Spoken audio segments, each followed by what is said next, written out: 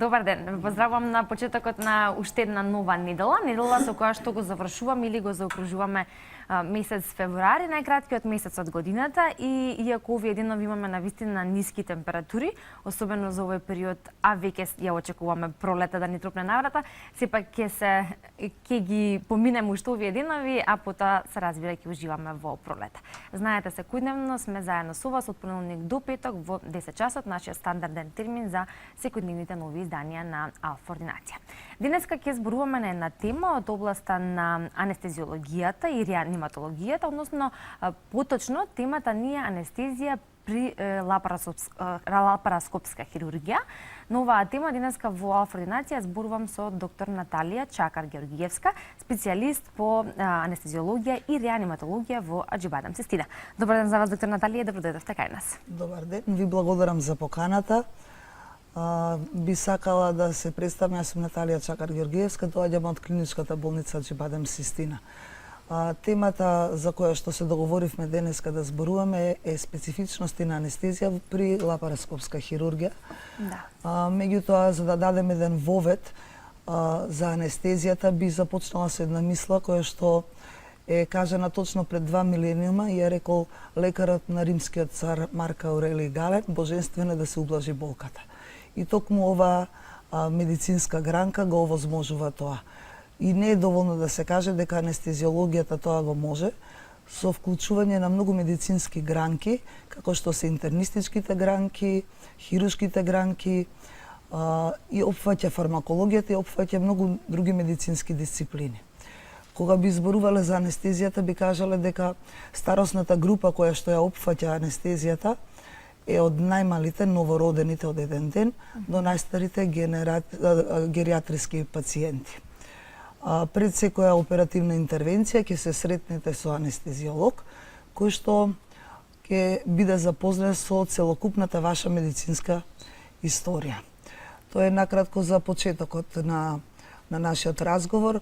По однос на видовите на анестезија, по однос на изборот на анестезија, секако треба да го оставите на анестезиологот, нормално во договор со вашите желби, особено кај трудниците при раѓањето, тука да ја напоменам епидуралната анестезија, односно аналгезија. Друго што би сакала да напоменам, дека клиничката болница Аџибадем Систина е првата болница во регионот која што работи според естаблирани протоколи, верифицирани од асоцијации, светски асоцијации, изработени тие протоколи по нив и ги применува, тоа е Joint International Commission. И тие протоколи се применуваат во клиничката болница Аџибадем Систина. Пред се безбедноста на пациентот овде ја вклучуваме, а понатаму другите процедури кои што ги правиме по однос на пациентите и нивната безбедност, обавезно при секој влегување во клиничката болница Аџибадем Систина, кога се хоспитализираат болните, се става една идентификациона алка. Од пациентите кои што биле во нашата болница ќе видат дека имаат многу алки наредено по различни бои, така да веднаш кога ќе погледнеш на раката на пациентот, знаеш за побојата, знаеш за што се работи. Исто така да напоменам дека многу важно за оваа медицинска дисциплина за анестезиологијата е тимскиот пристап, значи анестезиолошкиот тим со хируршкиот тим и другите специјалности кои што се неопходни. Да. Веројатно, оние пациенти кои што треба да се подготват за одредена хируршка интервенција и на кои што треба да им биде ставена анестезија, имаат повеќе прашања за кои што се разбира вие сте тука да им ги дадете соодветните одговори и можеби едно од почесто поставуваните прашања е кога се работи за општа или како велите вие целосна анестезија, тотална анестезија, дали е тоа исто што е и длабокиот сон? Да. Тоа е анестезијата по дефиниција означува неосетливост, значи потполно отсуство на свест и на болка. Многу од пациентите кога ќе дојдат, кога ќе се сретнат со анестезиолог, прашуваат дали ќе чувствувам болка и тоа е нивниот најголем страв.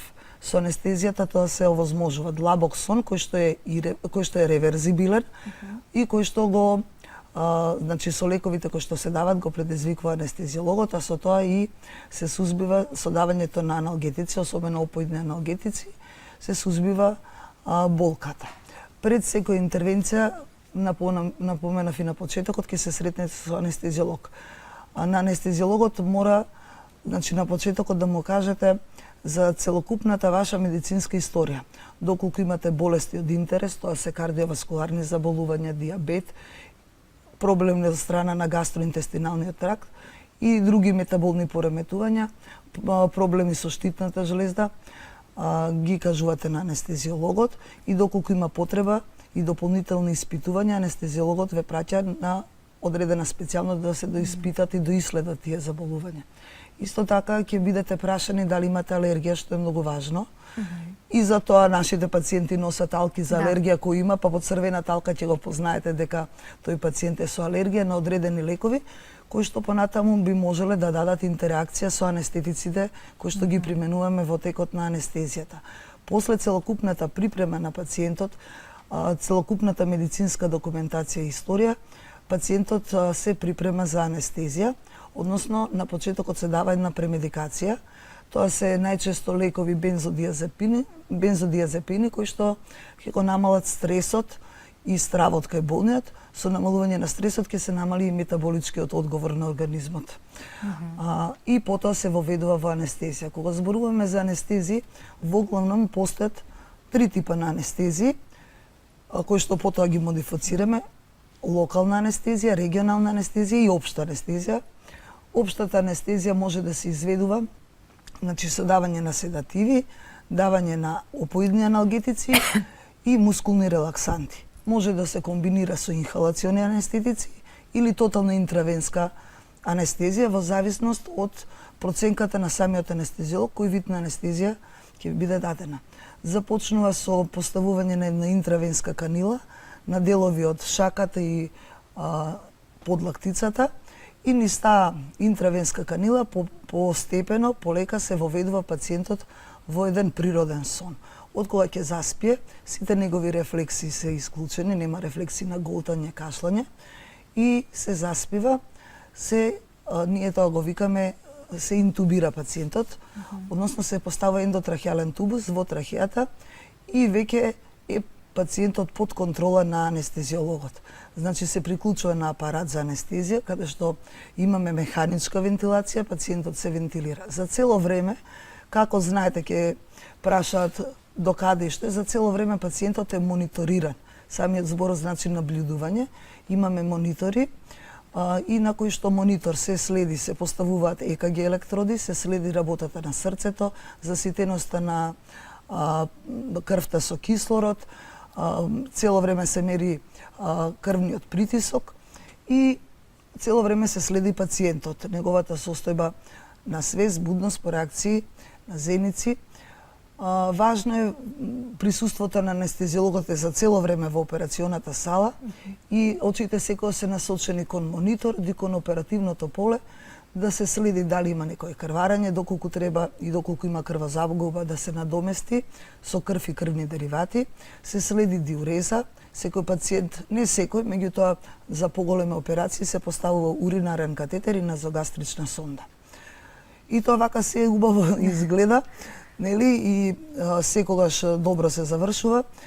Меѓутоа мора да напоменеме една важна компликација која што сите пациенти треба да ја знаат, гладувањето. Пред секоја оперативна интервенција пациентот треба да гладува. Што значи тоа? 6 часа од цврста храна не сме да внесува и 2 до 4 часа течна. Зошто е тоа важно? Кога напоменав дека пациентот го успиваме и дека е целосно под наша контрола, рефлексите на голтање, кашлање ги нема. Па тогаш дел од желудечната содржина, доколку е полн стомакот, дел од желудечната содржина може да регургитира, да се врати и да отиде во белите дробови и да предизвика така наречен Менделсенов синдром или аспирациона бронхопнеумонија, хемиска баротраума, која што ќе направи разјадување на епителот и алвеолите на белите дробови. И затоа секогаш напоменуваме гладен пациент. Не секогаш сите пациенти може да бидат гладни.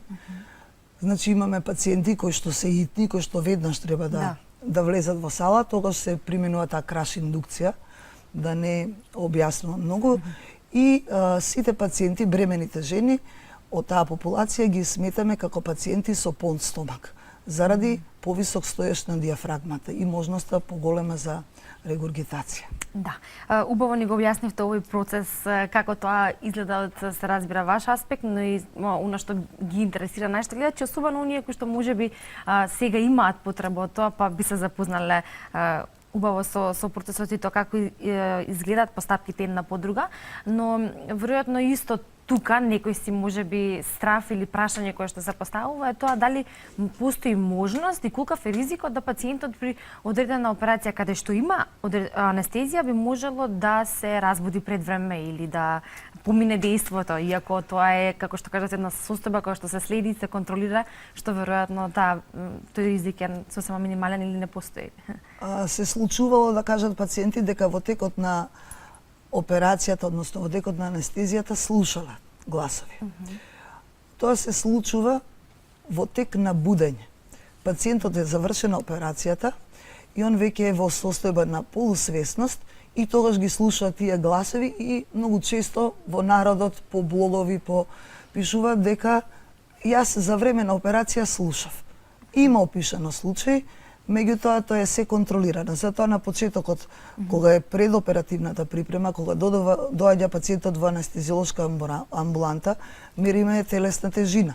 Се дозираат лековите според телесната тежина, според општата состојба, според старосната група, не исто деца, постари лица, кардиоциркулаторно пациенти со кардиоциркулаторни проблеми, секако дозата на анестетици и аналгетици се адаптира спрема пациентот и таа доза има одредено временско траење. Како ќе знаеме, доколку почна да се забрза на мониторот, видиш дека срцето, ако до 70 пораснал пулсот на 90, веќе во главата гледаш дали е тоа заради крварење, дали е тоа заради веќе почнува да чувствува болка, така да ние тоа се го дозираме и го додаваме. Споменавте дека бидејќи постојат неколку видови на анестезија, секој посебно е, да речеме, соодветен за пациентот во однос на тоа каква е неговата здравствена состојба и дали има или нема некои од хроничните заболувања. Имаме гледач, ми дава колегата знак, ќе го вклучиме гледачот, ќе го допуставам моето прашање за да може и во продолжение да го одговориме, да не чека гледачот. Добар ден. Ало, добар ден. Добар ден, повелете. Поздрав до водителката и до вашата гостинка. Сакам да прашам нешто. Јас имам 64 години, ама пред 30 години јас правев операција и се гушев. И одвај ме вратија. Сега ме интересира, после многу пати бев во болница, да речеме, лежев така со анестезија, сум така цел живот скоро. Значи ме интересира зашто ќерка ми раскажува дека после тоа, од кога ќе ме однесат во соба, јас зборувам глупости. Значи сите се разбудени, сите функционираат нормално, а јас нешто без везе, вика кажуваш нешто без везе со сати. А иначе она медицинско лице, ама зашто јас така зборувам, ме интересира што е проблемот со мене, нели? Иначе сум нормална. И така, поздрав многу. Добре, благодарам. Сето ова е нормално. Прво, не напоменав на почетокот дека има пациенти со хронични обструктивни болести. Не знам дали пациентката во својата историја на болеста има некоја хронична обструктивна болест, која што може да даде таков бронхоспазам, ларингоспазам при увод или при будање од анестезија. Затоа ми треба тој податок, нели, да се знае. Најчесто пациентите тој ендотрахеален тубус кој што се става во трахеата, при будење го чувствуваат. Тој тубус се отстранува, понатаму тие може да имаат потешкоти, нели, во дишењето, меѓутоа тоа е минливо, реверзибилно и може да имаат болки во грлото, опишано е во литературата.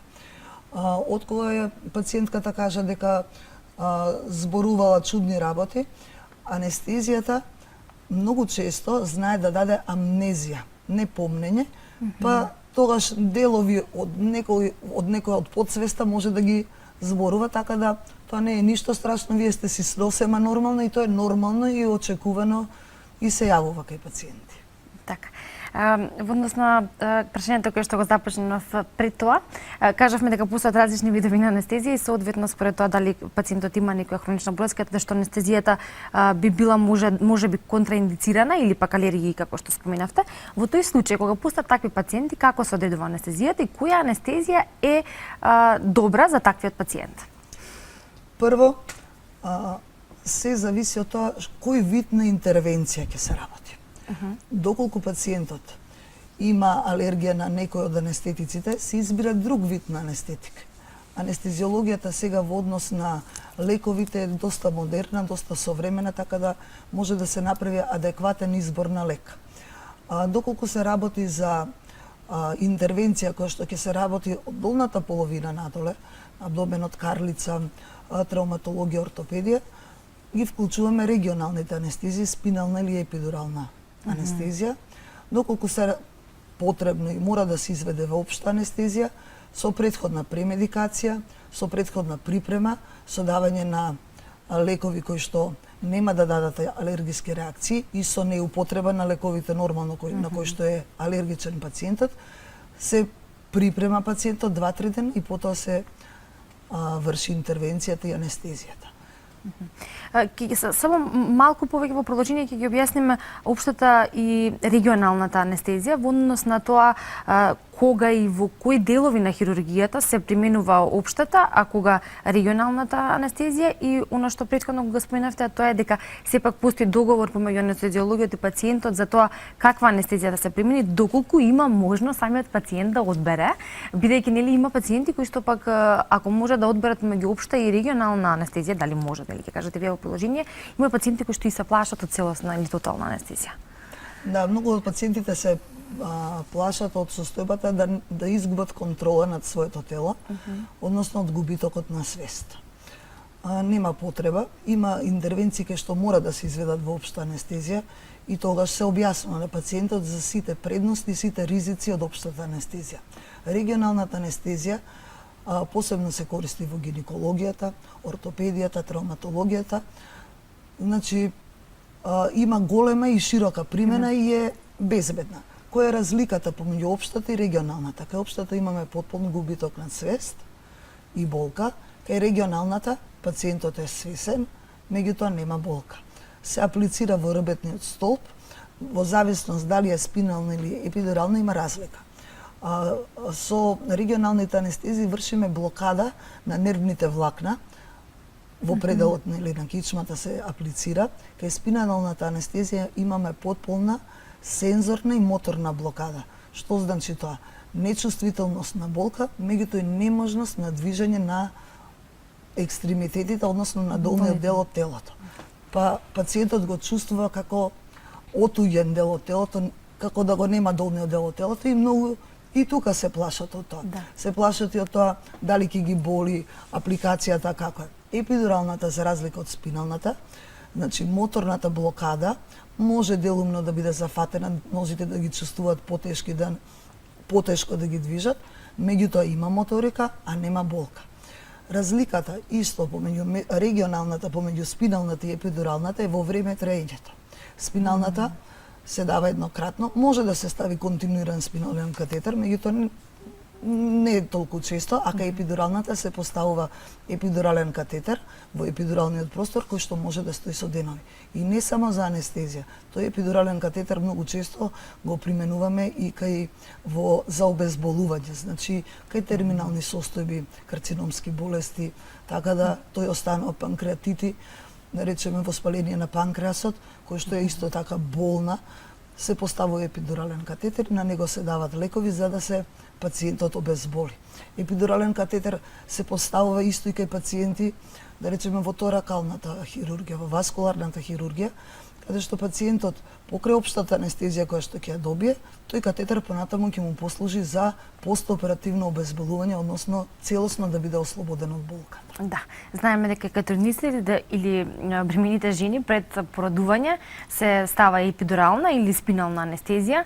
Во однос на оваа состојба или благосостојба како што е бременоста, што е она што е препорачливо во однос на анестезијата, дали епидуралната или спинална, и што тука конкретно кај бремените жени ја прави разликата, дали ќе биде епидурална или спинална?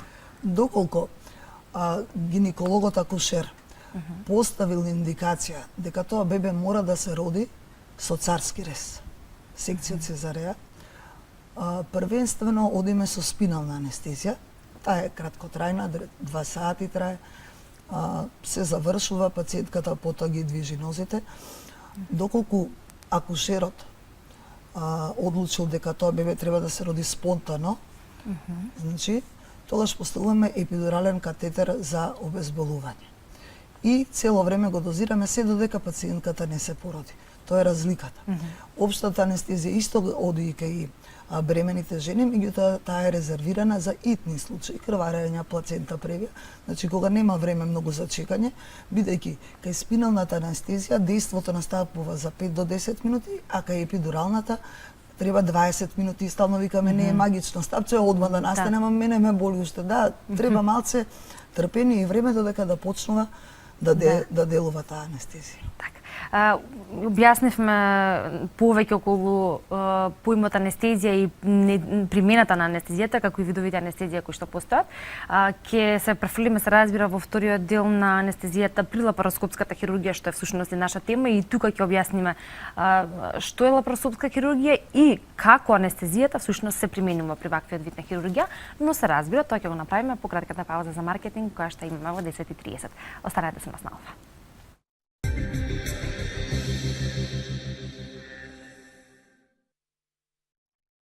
Продолжуваме со денешното понеделнично издание и со темата која што ја обработуваме денеска. Зборуваме за анестезија при лапароскопска хирургија. Во првиот дел од емисијата објаснивме што всушност представува анестезијата, кога и како се применува, какви видови на анестезија постојат, како се одредува за кој пациент која анестезија е соодветна и уште неколку важни работи кои што треба да се знаат на оваа тема. Но бидејќи се разбира темата ние за анестезијата при лапароскопската хирургија, во вториот дел ќе позборуваме повеќе за тоа.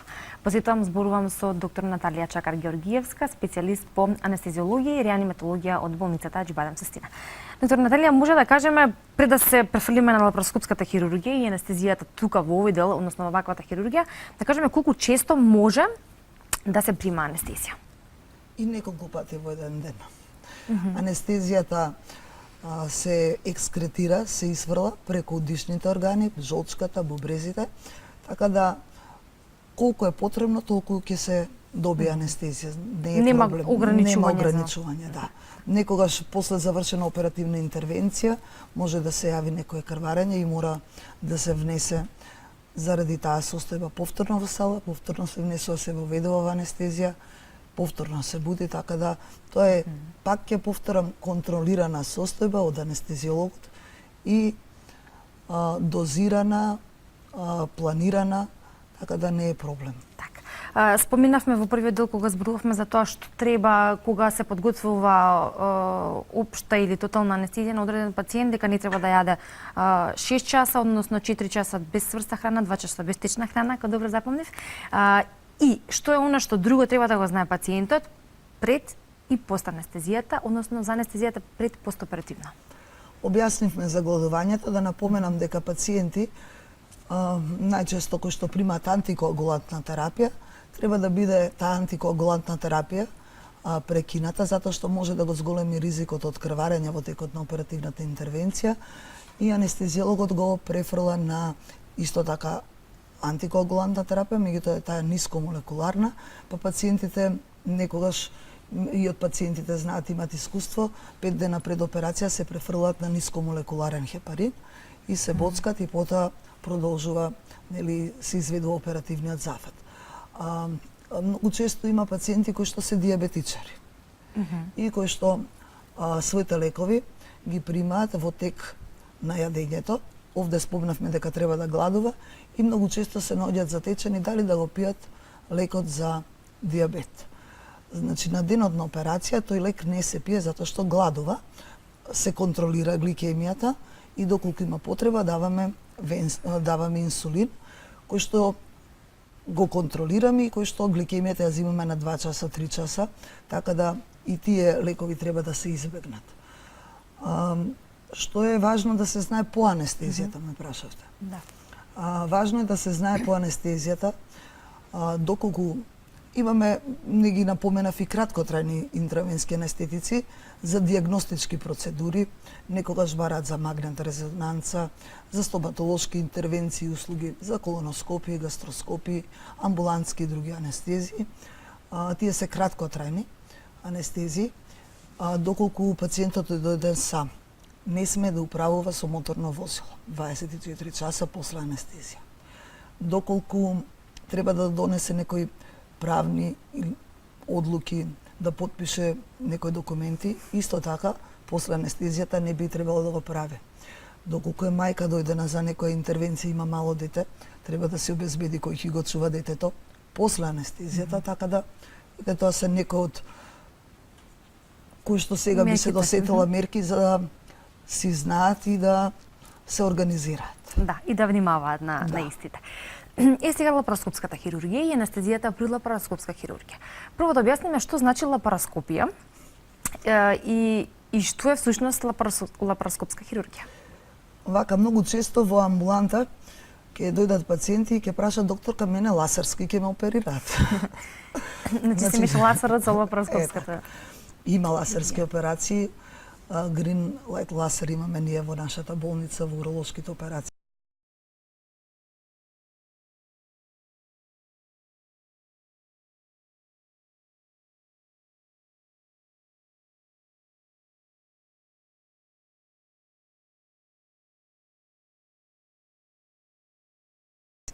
Значи тоа е камера со фибероптички влакна, која што камера се воведува во стомачната шуплина со минимални оперативни резови, инцизии се вика, низ нивниот дел се внесува камера. И сега како камерата ќе гледа, нели се поставува монитор и за да се визуализира таа абдоминална шуплина, да се направи една виртуелна шуплина, се вбризгува јаглероден диоксид. За да постигнеме тоа, се вбризгува некаде, треба да е 12 до 15 мм живен столб, односно да се вбризга 5 литри јаглероден диоксид во стомачната шуплина. Низ другите резови, 1-2 реза, покрај камерата се внесуваат троакари, се викаат, низ кои што се внесуваат инструментите и низ тие 3 мали дупчиња се врши операцијата. Лапароскопијата како хируршка процедура, како за хируршка интервенција, има многу предности, особено кај обезни пациенти, пациенти со зголемен ризик за операции, затоа што ја намалува болката со тие мали минимални резови кои што не исто да имаш рез од 10 сантими и едно мало резче, низ кое што се врши оперативната интервенција, го намалува. Со намалување на болката се намалува метаболниот одговор на организмот на стрес. Така да, имаме брзо опоравување, значи после една лапароскопска холецистектомија пациентот утредента може да си оди дома и многу кратко после тоа да ги извршува сите задолженија кои што треба да ги направи. Тие се предностите кои што би ги наброила. Недостатоци, како и секаде од секоја оперативна хируршка интервенција се крварење,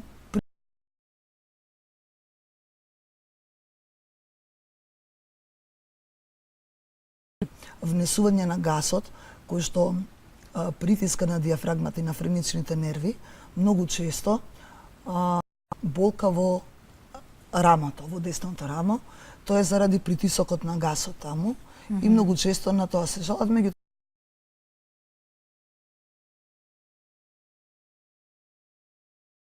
емфизем и најстрашното емболија, која што сите тие се предвидени ризици.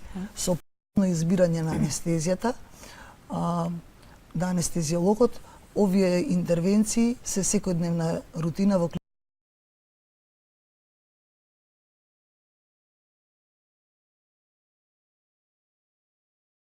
гинеколошки операции, лапароскопски гинеколошки операции, екстраутерини бременности и други хируршки интервенции, осве што е тераписка, може да служи за диагностичка.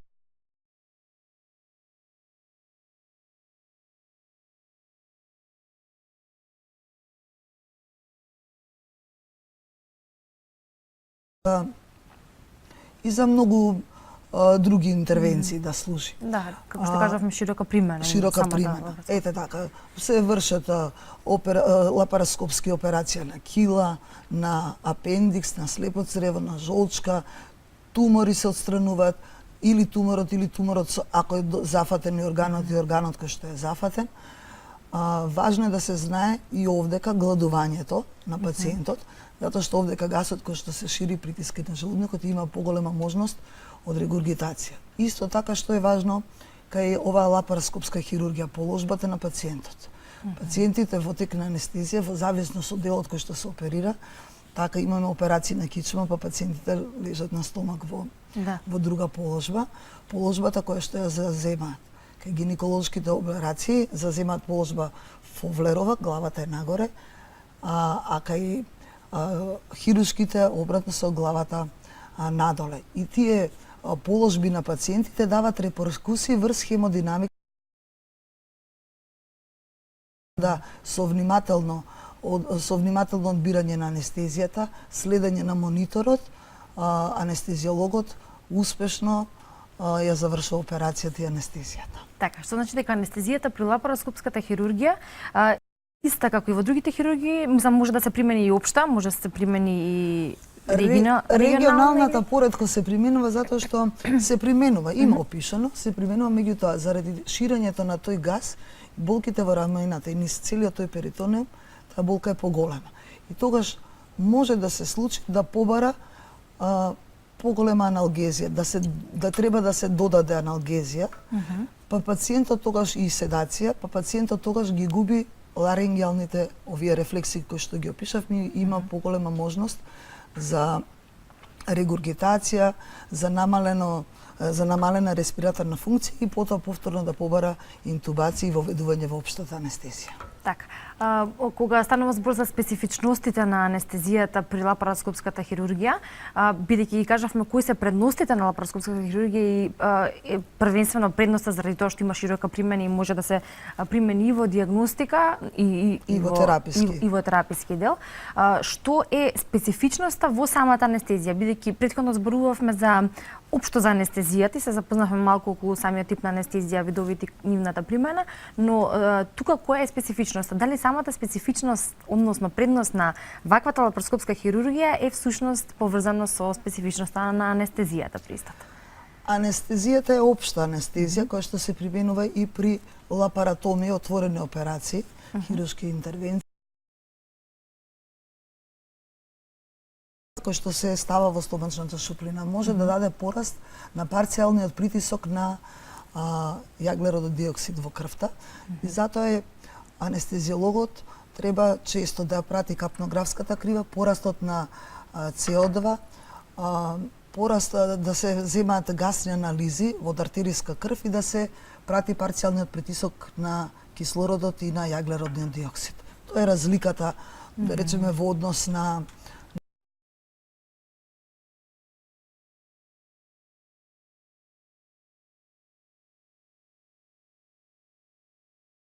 одредена хирургија или за одреден хируршки зафат може да имаат повисок ризик.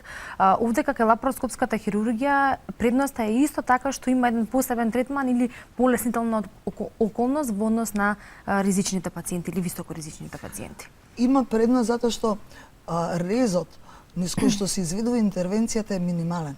Па метаболниот одговор на стрес на организмот на болка е многу помал. Метаболниот одговор на стрес резултира со покачен крвен притисок. Па се во пациент кој веќе има хипертензија, поголема можност, доколку има поголем рез е, да речеме, хипертензија, појава на срчеви аритми. Со лапароскопијата и анестезијата, можноста од срчеви аритми е поретка. Можноста од хипертензијата е поретка. Така да, особено е важно кај оние кардиоваскуларни заболувања, кои што кардиоциркулаторни заболувања, е важна токму оваа примена на оваа анестезија и лапароскопијата. Затоа што опоравокот кај овие пациенти е многу краток и многу побрзо застануваат на свој нози и ги обавуваат своите секојдневни активности. Да. Иако зборуваме за самите предности на ваквата хирургија, сепак не за секоја состојба или пак во однос на потребата за одредена хируршка интервенција не е можно спроведување на лапароскопска хирургија, што значи дека постојат одредени состојби каде што се препорачува и може да се изведе лапароскопската хирургија. И не секогаш лапароскопската хирургија завршува лапароскопски. Тоа да напоменеме. Може да се почне лапароскопски, меѓутоа доколку е комплицирано, доколку се яви некој крварење кое што не може да се исконтролира, тогаш се применува кон отворена хирургија, односно се прави отварање на абдоминалниот дел и се завршува со отворена хирургија. Значи не секогаш лапароскопската во повеќето случаи завршува лапароскопски, меѓутоа има случаи каде што ќе мора да тие трокари, тие инструменти се извадат и да се премине кон класично отварање и класично сработување на операцијата. Така. Иако анестезијата е само еден дел од целокупниот тој процес кога се станува збор за одредена хируршка интервенција, дали е тоа поедноставна или покомплексна, иако ако вака гледаме од аспект на гледачи на луѓе, односно на пациенти, ниедна хируршка интервенција не изгледа едноставна, но без разлика за каква хируршка интервенција се работи, анестезијата е само еден дел од целокупниот тој процес, но одговорноста на анестезиологот како и следењето на состојбата на самиот пациент да биде под контрола и да биде како што треба е навистина огромна. Од тука е многу важна соработката на анестезиологот со докторот, со хирургот, а истовремено и со пациентот. Значи тоа е еден круг кој што треба да биде целосен и треба да биде како што треба за на крај да биде, се разбира, и операцијата успешна, но и состојбата на пациентот да биде добра. Тимската работа е најважна. Значи тимска работа, хирург, анестезиолог, се објаснува на пациентот, се договараме. И работата на анестезиологот, да напоменам, не е само во операционата сала и во текот на интервенцијата. После будењето на пациентот од анестезија, повеќето пациенти кои што се дојдени за елективна хируршка интервенција, планирана, тоа викаме хируршка интервенција за жолчка операција на жолчка на кила, и одат во соба за будење, остануваат час-два таму и потоа се симнуваат, одат во собата од која што биле претходно донесени. Меѓутоа, кај состојби каде што имаме политрауми, каде што е зафатен еден или повеќе органи, тешки шокови состојби, крварење, тие пациенти после обсежни операции доаѓаат во единиците за интензивно лекување. И тука има разлика помеѓу соба за будење, recovery room што ја викаме, и единиците за интензивно лекување, кои што се единици најсовремено опремени, каде што се применува покрај овој неинвазивен мониторинг во текот на анестезијата, каде што следиме притисок, пулс, сатурација, имаме и инвазивен мониторинг. Значи со следење на централен венски притисок, сега да не навлегуваме. Значи каде што имаме многу апаратура, многу респиратори, апарати за механичка вентилација, некогаш после операција пациентот мора да остане на апарати за механичка вентилација. Има аспиратори, монитори, така да еден дел од таквите пациенти завршуваат во единиците за интензивно лекување.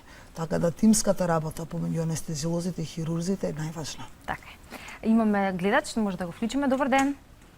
Ало, добар ден. Добар ден, повелете. Во емисија. Поздрав. Дава програма сте, повелете. Поздрав до докторката, поздрав до вас. Прекрасна емисија и баш за оно што мене ме интересира. Конкретно се работи. Јас сум школа на алергии на многу работи. Така да во еден период имав интервенција која што захтеваше на анестезија, тотална анестезија, и тогаш ми се правеше на лице место тестови за алергија, бидејќи покажував несвојствено, не само на она што сум била алергична, него и дополнително, како тродон или некои си, не знам, што се става таму во анестезија. Се работи за тоа дека сега треба да имам некоја си повторен оперативен на жолчка зафат и некако лекарите како да одбиваат, мислам како да се повлекуваат од страф. Да ве прекинам, дали направивте алерготестови на анестетици? И дали ја имате таа листа? Не сум направила, значи на анестетици и аналгетици, бидејќи јас со аналгетиците само кетонал, сега за сега, уште кетоналот ми е останал, до кога не знам, значи на тродон и на аналгин, на кафетин, на антибиотици, на сите. Овие аналгетици кои што ги наброевте се користат во постоперативното обезболување на пациентот, значи од кога ќе заврши интервенцијата. Во текот на анестезијата се користат аналгетици, опоидни аналгетици ги викаме, кои што секако пред интервенцијата ќе мора да направите дали сте алергични на тие или не. Значи мора да направите алерготестови на анестетици, барбитурати, има таму на клиниките листа од избор на лекови кои што би ги користеле во текот на анестезијата и мора да направите значи алерготестови да се види дали сте алергични или не сте и анестезиологот соодветно таа листа да може да одбере кој вид на анестетик и аналгетик би ви го дал во текот на операцијата. Овие кои што ги набројате, кафетин, тродон, на кои што сте алергични, може да се заменат со другите нестероидни, антиинфламаторни, како што го напоменавте кетоналот, парацетамолот, така да ќе се најде начин да вие бидете обезболени. Тоа воопшто не е проблем. Меѓутоа, мој совет ви е секако да направите алерготестови на анестетици. Бидејќи во Охрид нема, мислам, такви испитувања. Затоа прашувам на Скопје. Матичниот лекар може да ви упати на клиниките во Скопје, на пулмоалергологија, каде што се прават тие тестови и да си ги направите. Бидејќи дали анестезиолог тоа треба да ми каже кои све работи треба да ги испитам, да не е класично нели она како што се попее. Матичниот лекар ќе ве упати на клиниката и на клиниката колегите се искусни и знаат кои анестетици се користат и ќе ве испитат. Не мора да или доколку правите предоперативен преглед и доколку ви е договорена операцијата, анестезиологот кај кој што сте биле може да ви насочи кои анестетици ги користат во таа здравствена установа. Оти не секоја клиника ги има сите анестетици и сите видови анестетици. Некој има едни, некој има други. Во зависност од тоа што планира да ви даде, да ви напише листа и да ви испитат на тие анестетици. Ви благодарам за јавувањето. Полека се приближуваме кон крајот, односно веќе сме на самиот крај. Тука ќе ви се заблагодарам за вашето денешно гостување и за тоа така што убаво или поблиску до нас го објаснивте поимот анестезија и како изгледа тој целокупен процес кога има потреба од анестезија пред одредени хируршки интервенции, особено кога зборуваме за лапароскопската хирургија, бидејќи вие знаете од долгогодишното и секојдневно искуство со пациенти, еве и она што е можеби почест или два стравови, едниот страв е тоа што го спомнавме дали можеби ќе се разбудам на среде операција или пак другиот е по тотална анестезија, да, и при тотална анестезија дали воопшто ќе се разбудам, што е нели можеби неоправдан страв, бидејќи те кажавме како сето тоа изгледа и како се контролира, но добро е да се знае за да може да се разбере. Така, ви благодарам на поканата, ви стојам на располагање да одговориме на многу прашања, на многу теми. Уште еднаш благодарам. Да, ќе се видиме во следна прилика, верувам, на уште нека ваква интересна тема од вашата област. Ви се заблагодарувам и за вашето денешно внимание во понеделничното издание на Алфа Ординација. Веќе утре се гледаме повторно во 10 часот. Ќе зборуваме исто за нешто интересно, па ќе направиме можеби некој интересен рецепт. Знаете дека еднаш неделно обично зборуваме и потенцираме за здравата исхрана. Утре ќе имаме уште една таква тема. Доколку ви интересира, бидете со нас. Останете со програмата на Алфа и останете во добро здравје. Довидување. Вилсонова болест. Wilson disease. МКБ е 83.0. Вилсоновата болест е ретка болест, генетско метаболно нарушување, кое доведува до прекумерно наталожување на бакар во организмот. Се карактеризира со неможност на организмот за исфрлување на вишокот на бакар од организмот. Во текот на денот со производите кои што ги консумираме, внесуваме повеќе бакар во организмот. Го има во сите производи кои ги јадеме. но здравите луѓе она што е непотребно го исфрлаат од организмот. Пациентите кои ја имаат болеста на Вилсон ја немаат таа можност, односно не им функционира механизмот на исфрлање на бакар од организмот и тој поради тоа се таложи во црниот дроб, бубрезите, мозокот и други органи и доколку не се лекува, може да заврши фатално. Најважни факти за Вилсоновата болест. Вилсоновата болест е генетски наследна, подеднакво може да се појави и кај машки и кај женски. Се наследува од двата родитела, и од мајката и од таткото. За да се наследи болест, двајцата родители мора да бидат носители на еден мутиран ген, хетерозиготи. Веројатноста детето да биде заболено е 25%. 25% е веројатност да биде сосема здраво и 50% и детето да биде носител на мутираниот ген. Нема манифестација на болен. Болеста е наследна и пациентот ја носи од почетокот на животот, но најчесто не се манифестира во првата деценија од животот. Најчеста возраст кога се појавуваат симптомите е по 11-та или 12-та година, односно во периодот на адолесценција. Па затоа оваа болест се карактеризира како болест на млади луѓе. Сепак има и одреден број на пациенти кои подоцна во текот на животот за прв пат имаат некакви симптоми. Причинител за Вилсоновата болест е мутација на генот ATP7B, поставен на хромозомот 13, кој е одговорен за синтеза на ензимите кои обезбедуваат трансфер на бакарот од црниот дроб. Се смета за ретка болест бидејќи се појавува кај 1 од 30.000 луѓе. Статистиката покажува дека секој 100-ти граѓанин, 1 на 100, е носител на еден мутиран ген, хетерозигот. Вилсоновата болест е специфична по тоа што една иста генетска аномалија може да предизвика различни клинички манифестации и проблеми кај различни пациенти. Најчести, 60% се случаите со црнодробни заболувања, и тоа покачени црнодробни параметри, АСТ, АЛТ, замастен црн дроб, акутен хепатит, цироза, акутно откажување на црниот дроб, зголемен црн дроб или слезина, отоци во нозете, натрупување на течност во абдоменот, болки, склоност кон создавање на модринки, замор, хемолитичка анемија. 40% од пациентите имаат невролошки симптоми, проблеми со говорот, проблеми со голтање, потежнато одржување рамнотежа, тремор, потешкоти со координација, неконтролирани движења, проблеми со одењето, мускулна вкочанетост. Во мал број случаи можни се и психијатриски симптоми, промени во однесувањето, депресија, психоза. Други симптоми: офталмолошки, појава на Кајзер-Флешеров прстен, зелено-сив до зелено-жолт во очите како резултат од натрупувањето на бакар во мозокот, нарушување на менструалниот циклус. Третманот е редовно земање на лекови. Целта на лекувањето е да се отстрани вишокот бакар во организмот и да се спречи неговото ложење. Лекувањето е доживотно. Доколку лекувањето се започне во рана фаза на болеста, може да дојде до повлекување на сите симптоми и значително забавување на прогресот на болеста. Кај 5 до 10% од пациентите, кај оние со значително оштетен црн дроб и оние кај кои достапната терапија не влијае, неопходно е да се направи трансплантација на црниот дроб. Неопходно е редовно контролирање на прогресот на болеста и ефектот од терапијата. Најмалку 3 пати годишно се прават комплетни лабораториски тестови на крвта, како и мерење на нивото на бакар во 24 часовна урина. При навремено откривање на болеста и редовна терапија, пациентите имаат сосема нормален живот, со минимални диететски рестрикции. Пациентите со Вилсонова болест треба да избегнуваат консумирање на производи кои во себе содржат висока концентрација на бакар, а пред се какао, јаткасти производи, изнутрици, печурки и некои морски плодови. Во зависност од примарната клиничка манифестација на симптомите, пациентите со Вилсонова болест се следат на Универзитетската клиника за детски болести, клиниката за гастроентерохепатологија, клиниката за неврологија или клиниката за психијатрија.